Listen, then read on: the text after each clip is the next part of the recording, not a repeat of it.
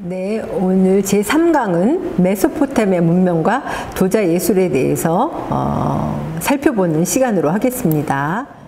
다른 문명과 마찬가지로 메소포타미아 문명도 유프라테스 강과 티그리스 강을 중심으로 해서 그 바빌론이라는 지역에서부터 문명이 발전했다라고 할 수 있겠습니다. 그래서 메소포타미아의 역사적인 배경은 7,000년 전부터 5,000년 전 점토판의 쐐기 문자들이 그 근거라고 할 수 있겠고요. 그 다음에 다시 셈어를 사용하는 아모리족, 그러니까 암무라비 법전이 탄생된 그런 아모리족이 있었고, 2,500년 전 페르시아에 멸망을 하고, 우리는 페르시아 제국에 대해서 많이 알고 있잖아요. 그래서 그러니까 아주 발전된 형태의 문명을 갖고 있었던 페르시아 제국과 그 다음에 다시 이슬람 제국으로 역사가 진행됐다라고 할 수 있겠습니다.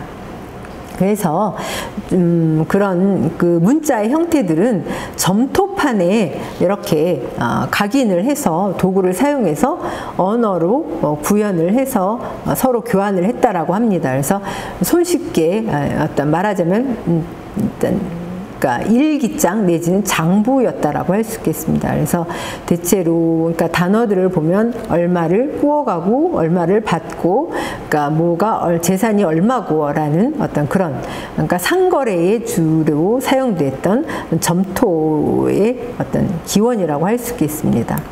그래서 그것이 연유가 돼서 글자들을 벽면에 장식하는 그런, 그다음에 가장 먼저 문명 중에서는 채색되어 있는 그런 도자 예술품들을 그러니까 사용했던 그런 문명이라고 할 수 있겠는데요. 그래서 벽돌에 글씨를 넣고 채색을 했던 형태이고, 문명의 시작인 바빌론 제국은요 4,000년 전 아모리인들이 사회를 건설했고, 바벨탑, 그 다음에 공중정원, 그 다음에 2539년 전에 페르시아에 멸망하기까지 암무라비 법전, 성문법의 기초라고 할 수 있겠는데요. 지금으로부터 3,750년 전에 이미 그런 법전을 완성을 해서 아주 고도의 문명의 시기였다라고 할 수 있겠습니다.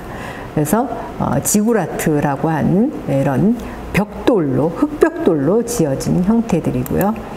그 다음에 이거는 채색된 타일을 갖고 2600년 전에 이런 이슈타르 문이라고 하는 오늘날의 개선문의 어떤 전형이라고 할 수 있는 것들을 그러니까 건설했다고 할 수 있겠습니다. 그래서 이런 푸른색을 가장 먼저 사용한 그런, 다른 나라 지역에서는 그냥 위에다 색칠을 하는 것에 비해서 유약으로 써서 그러니까 도자기에 녹아내는 그런 형태의 채색된 것들이 발전을 했다라고 할 수 있겠는데요.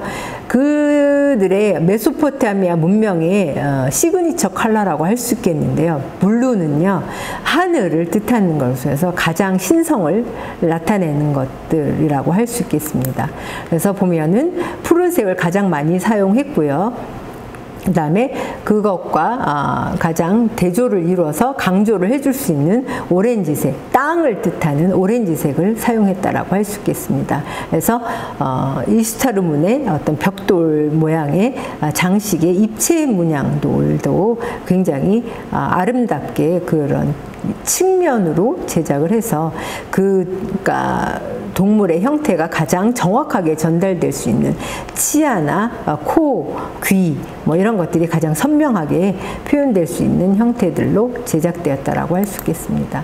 보면은 그 외에 말이나 그다음에 이거는 아마도 중국에서 영향을 받지 않았나. 얼굴은 용 같으면서 우리 보통 현무, 주작 뭐 이런 것들을 볼 때 그런 형태들을 보면은 그러니까 매의 발톱 같기도 하고, 그러니까 우리가 보통 주작이나 현무에서 볼 수 있는 그런 형태들의 동물들도 등장을 합니다. 그래서 실제 있지 않았던 것들은 이렇게 비늘도 있고요. 그래서 아마도 중국과의 교류를 통해서 서로 문화에 영향을 받은 그런 흔적이라고 할 수 있겠습니다. 그래서 예술적인 특성은 국가의 권위를 상징하는 예술을 창조하고자 노력을 했고요.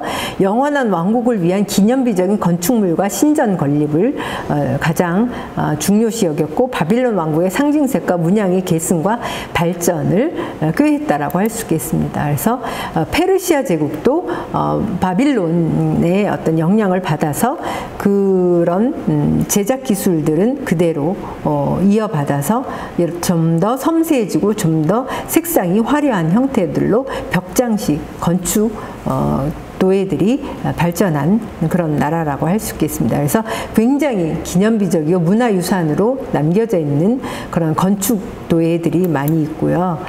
보면은 그 외에 제사도 굉장히 중요한 역할을 했기 때문에 그 당시에 페르시아 제국에는 금도 굉장히 많이 생산됐던 지역이었기 때문에 금으로 해서 제사를 지낼 때 가장 정성을 들이지 않았나. 그 외에 다른 지역도 그와 유사한 형태들의 제사 용품들을 보면은 서로 문화에 영향을 주고 받고 교류했던 흔적을 여실히 볼 수 있는 내용이라고 할 수 있겠습니다.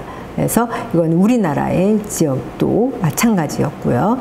그래서 페르시아 지역에서 출토된 형태들을 보면 이런 뿔은 그 당시에 지존을 상징하기도 했습니다. 그래서 임금님의 어떤 임금님이 사용했던 왕의 제사 용품이 아니었나라고 추측을 하고 있고요.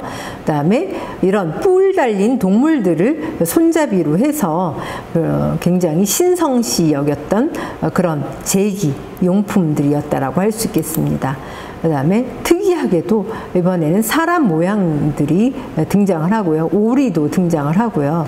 그런 독특한 형태의 그런 조형적인 도자기들도 등장을 합니다. 그다음에 2000년 전에 그러니까 제작된 것으로 추정되는, 그러니까 페르시아 시대겠죠.